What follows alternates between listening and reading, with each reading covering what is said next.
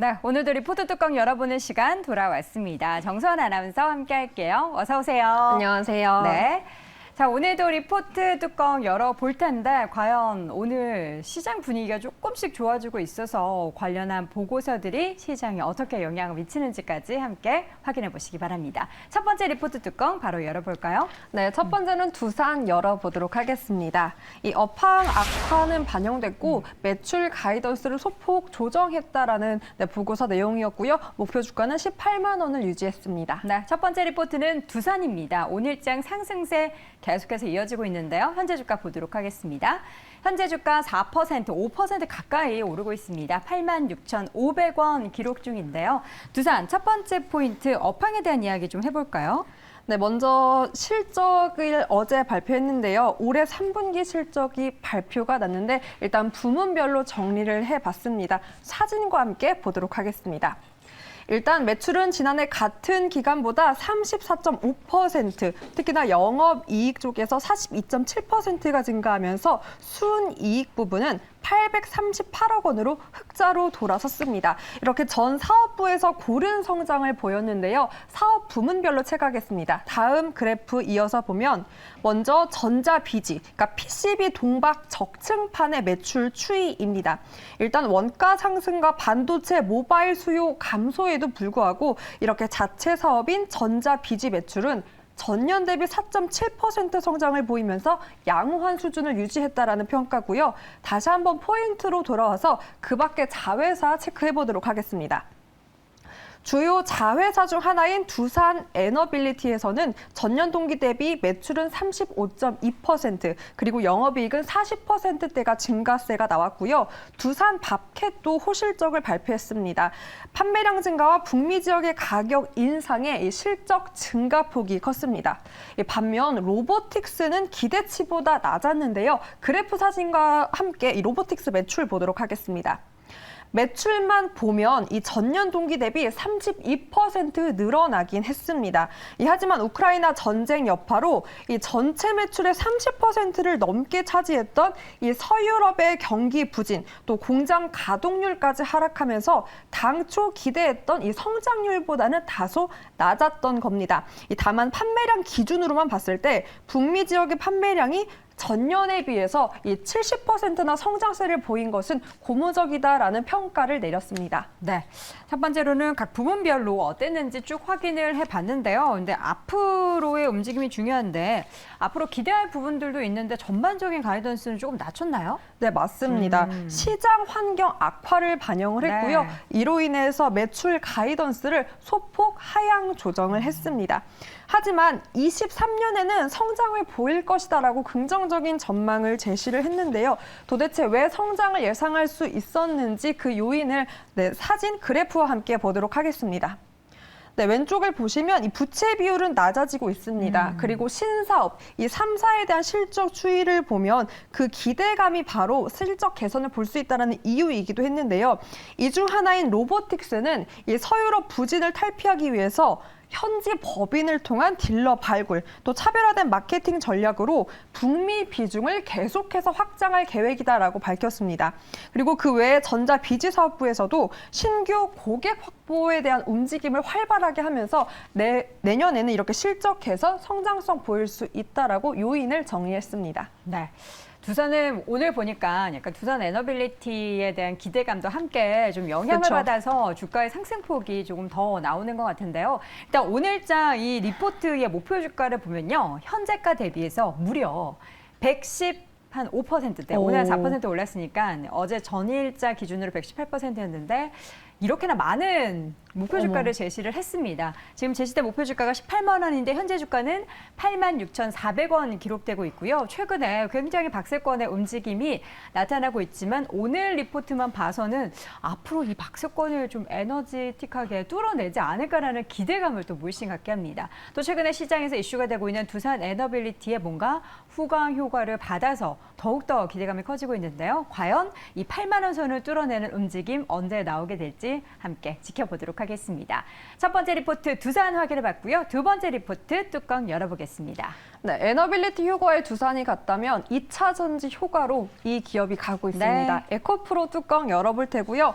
전고체 및 수산화 리튬, 이 증설 가속화 전망 제목과 함께 목표 주가는 15만 8천 원으로 올려 잡았습니다. 네, 에코프로 오늘장 주가의 움직임은 역시나 상승 흐름 유지하고 있습니다. 현재 주가도 오름세 지속하면서 2.45% 강세 보인 13만 7,900원 기록이 되고 있는데 실적 내용보다 좀 자세하게 좀 볼까요? 네, 에코프로가 3분기 연결 실적, 이 매출과 영업이익을 전년 동기 대비 각각 299% 그리고 영업이익은 358%가 나오면서 이 시장 기대치를 웃도는 정말 놀라운 성적표를 공개했습니다.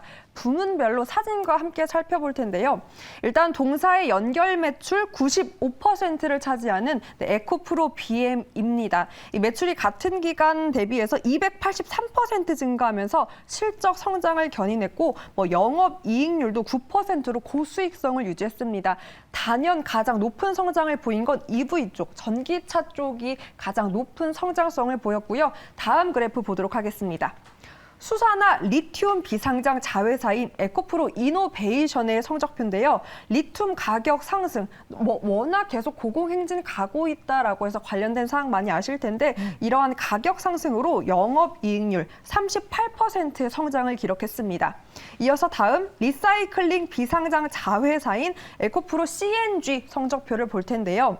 일단 영업이익률 쪽을 보면 45%를 기록하면서 역시나 높은 수준의 수익성을 유지하는 모습을 보였습니다. 다만 주춤했던 쪽도 있었습니다. 바로 다음 머티리얼즈 쪽 그래프를 볼 텐데요. 전구체 비상장 자회사입니다. 에코프로 머티리얼즈는 이 전구체 신규 라인 가동에 따른 고정비가 좀 올랐고요. 또한 고가로 매입한 원재료로 인해서 이 영업이익률이 2%대에 기록하면서 이 다른 자회사 대비 조금은 부진했던 흐름을 보였습니다. 네, 이렇게 해서 부문별로 실적에 대한 뷰를 쭉 확인해 봤는데요. 앞으로에 대한 기대감을 좀 가져볼까 했는데 4분기에는 좀 약간 주춤하다고요? 네, 맞습니다. 전년 동기 대비 무려 3자릿수대의 성장을 보였기 때문에 네. 일단 4분기는 조금 주춤할 수 있다라는 전망이 나왔습니다. 중요한 건 하지만 중장기적으로 봤을 때는 당연히 개선될 수 있다라는 긍정적인 예상이 나왔는데요. 네. 3분기부터 가동에 돌입했던 이 에코프로 머티리얼즈의 전구체 2공장이 내년 1분기부터 풀 가동한다고 합니다. 또한 에코프로 이노베이션의 경우에는 내년 1분기 중 이 수산화 리튬 2공장을 착공 예상되고 있기 때문에 이러한 캐파가 계속해서 늘면서 실적 개선이 충분히 가능하다라는 전망이 나왔습니다. 네, 최근 에코프로는 우리 개인 투자자분들의 러브콜을 꾸준히 받고 있습니다. 외국인과 기관이 팔 때도 개인은 계속된 매수세를 나타내고 있고요. 최근 차트 움직임을 보면은 계속해서 고점을 높여가는 것을 확인해 보실 수가 있습니다. 차트 볼까요? 올랐다가 떨어졌다가 다시금 고점을 또 높였다가 조정을 받았다가 이내 다시금 고점을 더 높입니다.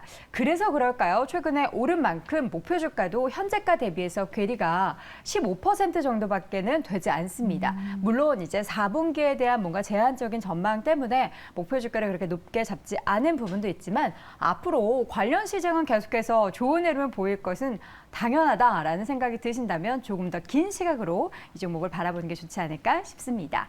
자, 두 번째 리포트에 이어서 세 번째 리포트 뚜껑 열어보겠습니다. 네, 차트 보니까 들었다 놨다 하는데 이 기업도 사실 들었다 그렇습니까? 놨다 했습니다. 바로 위메이드입니다. 이 종목은 들었다 놨다 하지 않았어요. 그냥 바닥에 있었어요. 네, 정말 너무 울다가 갑자기 또 어제는 이 뿅. MS의 투자 유치 소식에 네. 방긋 웃었는데요. 관련된 사항들 보고서 통해서 짚어보도록 하겠습니다. 어제 많이 올랐습니다. 그래서 오늘은 좀 제한적인 움직임들 보이고 있는 상황이고요. 지금 차익 실현매물 3.59% 하락에 53,700원 기록이 되고 있습니다.